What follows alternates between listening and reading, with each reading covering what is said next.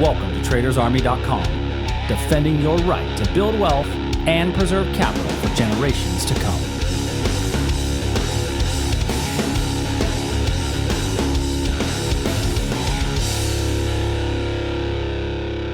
Good morning, everybody, and welcome to the Friday Eve edition of the Daily Market Commentary. I'm your host, Chuck Fulkerson. Hope everybody had a great trading day yesterday.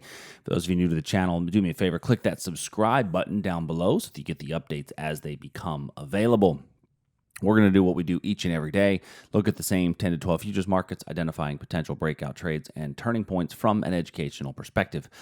Those of you that are interested, we are doing a live trading room this morning here in about, about 2 hours or so, where we're going to take a look at the markets and see what they look like just before the open and identify some other trades. So let's go ahead and dive right into some of the basics. So S&P 500.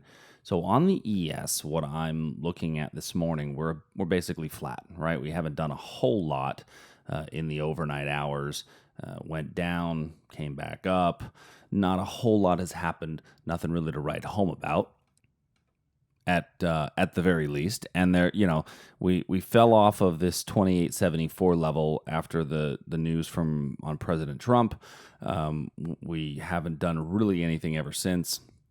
The FOMC symposium, if you will, at Jackson Hole is going on the next couple of days. So let's see if any word out of there causes a stir, if you will, in the markets. That along with the ECB rate, the ECB monetary policy information, I think that's really why we're just kind of chopping along, not doing a whole heck of a lot. So I will tell you, on the S&P, there's not a whole lot that I want to add at this point. I mean, theoretically, you could set up a long position above this 2874 for a breakout trade, since that would put us to some of these high territories, right? Looking at this on a daily chart, it didn't quite get us to a new all-time high. We're still below the 2878 half, which is the official all-time high of the futures. That was back in early February, late January. So we're getting close, right? We're nearly back to that level. And so now there's really nothing that I want to add on the hourly chart that I like enough for me to get long quite yet, right? I do see, however, that we are getting a little bit of lower highs and a little bit of higher lows, which is typically going to be some sort of a potential for a breakout, but I'm not sure that we're going to get it because of just waiting on what's going to be said at some of those announcements. The NASDAQ is we are not back up to the high as well, but the difference in the NASDAQ and the S&P was that in the NASDAQ we fell off of the return to this level pretty hard. So the news of the Donald Trump information came out right while we hit this fair price value area and price sold off, right? How coincidental, right?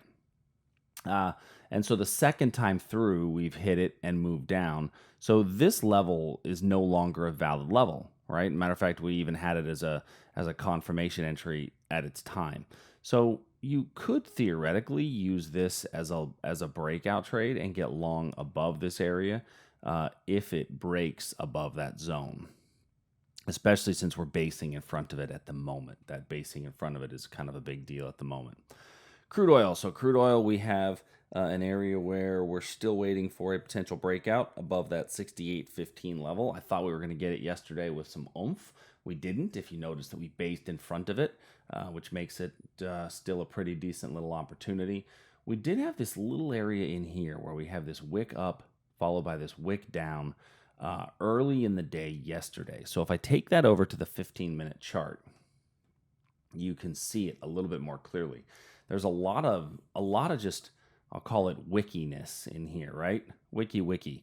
A lot of wickiness in here. But you see how this lower wick got below these lows in here? So with this lower wick getting below these two lows, that tells me that level is not really going to be valid any longer. Theoretically, there's an opportunity inside there. I'm not in love with it, and I would actually come all the way down to here before I'd look at another opportunity, somewhere in one of these ranges. Now, the thing I like down here is that here we're looking around the London markets open. Here, it's fairly early in the day, 5 a.m. And so I got to go a lot lower for me to find anything in here that I really like. So you can still use the breakout level up above or come all the way down into this region to find some things that could be decent reversals. In gold, we had a couple of breakout short potentials down below here that we've not, come back and hit, although we're coming close to it right now. If you are so inclined, you could wait for that breakdown, and I'd like to see us base before that breakdown. That would be, in an ideal scenario. You also have this area up here where we could get a reversal if price comes back to it. Not sure we're going to make it back up into that region or not before we see any movement. So looking at our bonds and currency markets, the bond markets, the 10-year note, which is the TY, a lot of you use the TY for this one. We are getting a bit of an ascending triangle pattern, right? I mean, there's no question that is a perfectly designed ascending triangle pattern. So now, does that mean it's going to break out to the upside? Not always, but that is what's setting up in the ZN. As far as the Aussie goes, we talked yesterday about people taking some money off the table on the Aussie position. If you did, you're feeling good about yourself right now because we got a pretty big sell-off after the last night around 8 o'clock, starting the early evening parts. So this could give us another opportunity, by the way, based on that big sell-off. There's still room for price to fall back to our original long area down below. So you could theoretically have a long setup below here since we're basing in front of it. Now, why wouldn't I take it right here? Well, because of this basing right in there, that little bit of basing in there. So I'd wait for price to break through that potential area of demand. On the euro, we had a breakout long on the euro. It's risen up very strongly from that area. So let's see if we do come down from there. There's nothing I want to add on the euro at this point. Still have that short available up in here. I'm very tempted to look at this area down here. If for a long, I want to see what the arrival looks like later today. Canadian dollar, nothing on here immediately that I want to add. A lot of these big candles that we have in the Canadian dollar have scared me away from placing some of these reversal trades. So I'm going to hold off on some of these at the moment. And I have been. And it goes in waves, right? So it goes in waves where I'll place a lot of trades on the Canadian dollar and then I'll place none at all and vice versa.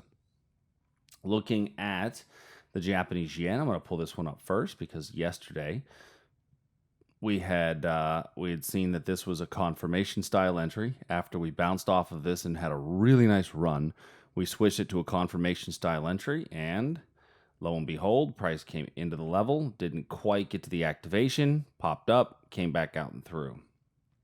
So this one is a no-go any longer. So the Japanese yen level obviously is not going to be any valid. Chopping around a little bit over the last few hours here. Now, I could use this area up here for a future reversal point. This one would be a setup right there.